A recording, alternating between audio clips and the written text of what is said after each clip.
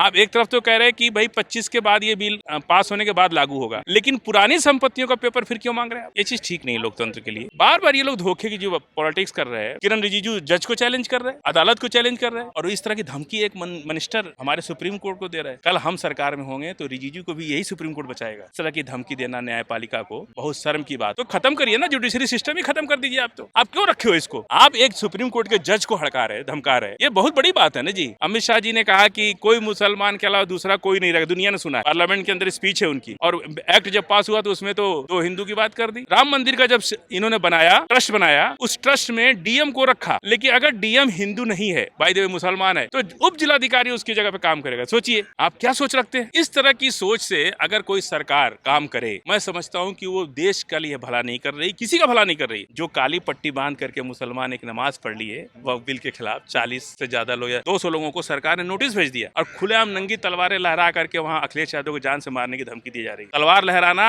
Arms act के विरुद्ध है, ये उनके ऊपर आर्म्स एक्ट लगना चाहिए। तो सरकार का काम है विवाद को खत्म करना, कि और विवाद को बढ़ा रहे हैं आप।